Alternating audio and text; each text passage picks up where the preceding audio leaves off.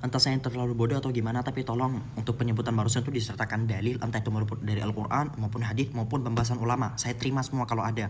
Karena sejauh yang saya tahu bahwasanya kita itu boleh menangis untuk apapun, kecuali kita untuk meratapi orang terdekat kita yang meninggal sampai kita nangis gitu, itu sangatlah tidak dianjurkan. Sedangkan kita untuk menangisi apapun itu masih diperbolehkan, apalagi menangis karena cinta, menangis karena kehilangan apapun, itu hak kita untuk menangis dan itu tidak ada hukum halal haramnya. Di zaman Nabi itu ada mantan pasutri antara Barirah dan Mughith. Keduanya itu yang satu itu belum move on, sedangkan satunya itu move on. Yang belum move on ini nangis dan dilihat sama Nabi gak ngelarang si yang belum move on tadi itu buat nangis, gak pernah ngelarang.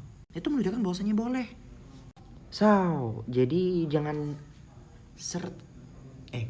jangan ngomong tanpa menyertakan pembahasan ulama ataupun dalil dari Al-Quran maupun Al-Hadits, oke? Apapun seorang laki-laki sangat tidak berhak untuk menseksualizing cewek-cewek, begitu pula sebaliknya. Tapi sekarang titik poin saya adalah untuk para laki-laki. Ingat kaidah yang selalu saya sebutkan, al-khata' la yubarrirul khata', al-haram la yubarrirul haram.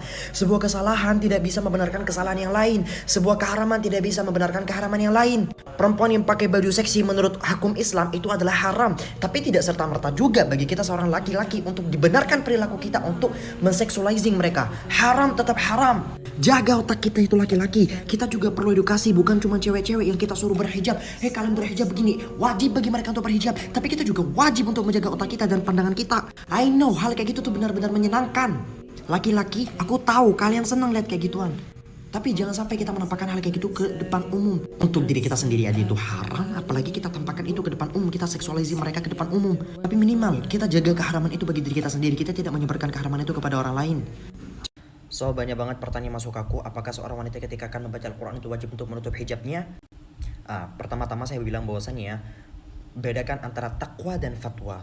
Fatwa itu adalah ya sebuah fatwa, ini boleh, enggak, haram, halal, makruh, mubah, dan sebagainya. Itu namanya fatwa. Sedangkan takwa, fatwa juga termasuk bagian daripada belibet. Intinya bedakan keduanya. Takwa itu anjuran, udah gitu aja. Takwa itu anjuran. Perihal untuk berbicara fatwanya boleh selama bukan berada di sisi laki-laki yang ajnabi, laki-laki yang bukan mahram. Nah, kalau untuk takwanya, untuk lebih dianjurkannya adalah tetap untuk menutup hijab. Itu dianjurkan. Tapi sekalipun kalian gak pakai hijab, ya boleh-boleh aja kalian di kamar baca Quran, gak apa-apa. Tapi tetap lebih dianjurkan untuk berhijab. Dan sekalipun kalian juga bilang, oh enggak, kan boleh, berarti saya boleh dong baca Quran tanpa hijab. Tapi bukan berarti kalian bisa cuman pakai bra terus baca Al-Quran ya. Jangan, gak sopan, neng. Aku bukan fuckboy bitch. Sobat teman-teman sekalian, hati-hati yang suka baca doa kayak gini, yang zikir yang lagi viral di TikTok.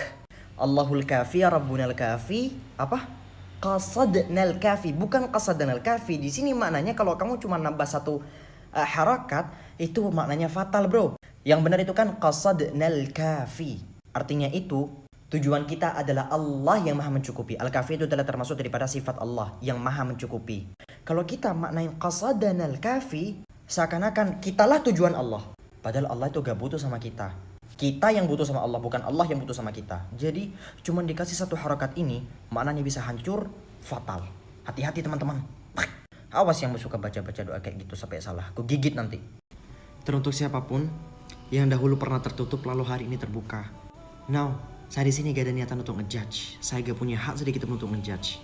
Tapi kalian benar-benar gak rindu masa-masa di mana kalian itu disayang sama Allah? Mungkin pada saat itu kamu mendapatkan sebuah cobaan hingga akhirnya kamu jadi yang sekarang, seterbuka sekarang. Aurat semua kau perlihatkan. Tapi mungkin itu adalah bagian dari ujian yang Allah Subhanahu wa taala siapkan agar kamu bisa menjadi jauh lebih baik. Namun sekarang coba kembali berkaca. Apakah sosok seperti itu yang Allah inginkan darimu? Apakah sosok seperti itu yang engkau inginkan agar mampu menyenangkan Allah? So, mari kembali benahi diri. Masih banyak jalan taubat untuk kembali. Syekh Ali At-Tantawi rahimahullahu ta'ala pernah berkata, "Law ra'aita ma fi qulubil akharin minal humumi, lahamidtallaha katsiran ala ma fi qalbik." Andai kata kamu mampu melihat hati orang lain yang sedang ditimpa kegoncangan, yang sedang ditimpa kegelisahan, yang sedang ditimpa suatu masalah, niscaya kamu pasti akan bersyukur kepada Allah terhadap apa yang sedang kamu rasakan hari ini, terhadap apa yang kamu rasakan hari ini di dalam hatimu. Karena hakikatnya yang kita rasakan ini masih banyak orang lain yang mendapatkan ujian yang jauh lebih besar daripada kita. Kita ini terlalu banyak ngeluh. Bukan berarti kita membandingkan diri kita dengan orang lain, no. Lebih tepatnya, kita belajar dari apa yang orang lain rasakan. Teruntuk kawan-kawan muslimku yang sedang bertato, tolong dengerin ini. Baca maksudnya. Oke, ini yang pertama, lalu ini yang kedua. Oke, paham ya? Oke, biar saya simpulin aja. Pertama-tama, hukum bertato itu haram, dilaknat oleh Allah Subhanahu wa taala, haram bagi setiap muslim yang ada. Tapi saya sudah terlanjur untuk tatoan. Saya pengen bertobat kepada Allah Subhanahu wa taala. Apa yang harus dilakukan? Pertama, kamu harus merasa bersalah dan tidak lagi berbangga-bangga tentang tato kamu. Yang kedua, meminta ampun kepada Allah Subhanahu wa taala. Ya Allah, ampuni saya ini, saya akan langsung diampuni. Lalu perihal sholat bagaimana, Sen? Pertama kita berbicara tentang wudhu. Kalau untuk wudhunya sah-sah aja. Karena yang ditato itu adalah bagian dalam kulit kan. Yang dikasih tinta itu adalah bagian dalam kulit, bukan permukaan kulit. Sedangkan wudhu itu yang wajib adalah ke permukaan kulit. Yang bikin gak sah ketika sholat adalah membawa najis. Karena posisi tato adalah membawa tinta. Tinta itu kayak bawa darah guling-guling gitu. Gimana sih sistemnya? Sehingga seakan-akan membawa najis. Disitulah masalahnya. Kecuali kalau bertobat maka akan dimakfu. Hukum menghilangkannya menurut Ibnu Hajar wajib apabila mampu secara finansial dan mental. Serta tidak ada bahaya. Ini kalau anak yang dilahirkan itu nggak wajib berbakti pada orang tua. Disclaimer, nggak wajib bukan berarti. Hey, what's up? My name is Husen Bashiban. Kenalin Mas Isa, nama saya Husen. Awalnya saya pengen diam, cuman konten-konten Mas agak sedikit meresahkan dan bertentangan dengan agama, maka izinkan saya di sini untuk membahas melalui perspektif Islam. Ingat, perspektif Islam. Masnya dari tadi seakan-akan membahas bahwasannya berbakti kepada orang tua itu sifatnya bukan diwajibkan tapi anjuran. Padahal gak gitu sistemnya. Berbakti kepada orang tua itu sifatnya wajib. Yang kedua, Mas tadi menekankan poin bahwasanya kita itu seakan-akan berbakti kepada orang tua karena sifat sebab akibat. Dalam artian balas budi. Padahal dalam Islam sifat untuk berbakti kepada orang tua itu tidak berasal dari balas budi. Sifat berbakti kepada orang tua itu karena perintah Allah. Kita berbakti kepada orang tua itu karena apa? Karena perintah Allah Subhanahu wa taala.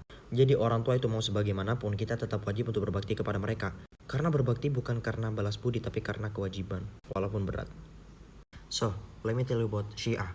Pertama, saya gak berani menghukumi bahwasanya setiap Syiah adalah kafir. Now, namun setiap yang mengeluarkan Abu Bakar dan Umar daripada kesahabatan Nabi SAW, maka dia adalah kafir. Setiap yang mengkafirkan Sayyidina Umar, Sayyidina Abu Bakar radhiyallahu anhuma dan sahabat-sahabat yang lain, maka dia disebut sebagai kafir. Dan kebanyakan dari Syiah adalah mereka yang punya pemahaman seperti ini. Walaupun ada sedikit kelompok kecil yang tidak sampai se ekstrim itu. Syiah itu kebanyakan adalah kaum sesat. Mereka sesat dan menyesatkan. Akidah mereka itu sangat berbeda dengan kita. Mereka punya pemahaman yang jauh berbeda dengan Islam yang kita ketahui sekarang. Syahadat mereka berbeda, azan mereka berbeda. Mereka juga punya Ka'bah tandingan di Karbala. Mereka bersifat ghulu terhadap Sayyidina Ali radhiyallahu an, terhadap Sayyidina Husain, dan berbagai macam imam-imam mereka lainnya. Saya bisa bertoleransi antar agama, bisa bertoleransi antar aliran, namun sedikit tidak bisa bertoleransi terhadap yang mencaci sahabat-sahabat Nabi. Yes, bener banget. Sekalipun mereka adalah orang yang nonis, berbeda agamanya dengan kita, sebagai umat muslim, kita tetap wajib untuk berbakti kepada mereka.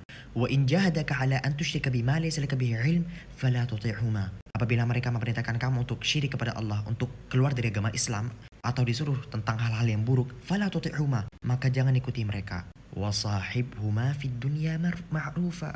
Namun berbakti mereka di dunia tetap dianjurkan, diwajibkan. So, please, jangan pernah menormalisasikan bahwasanya kita tidak lagi untuk ikuti perintah orang tua. Berbakti kepada keduanya. Di sisi lain, orang tua juga punya kewajiban untuk men-treat anak dengan baik. Punya kewajiban buat jangan sampai ngata-ngatain anak. Punya kewajiban untuk kasih tarbiyah yang baik kepada anak. Sehingga kita semua saling bekerja sama. Ortu nge-treat dengan baik, anak berbakti dengan baik. Yeay.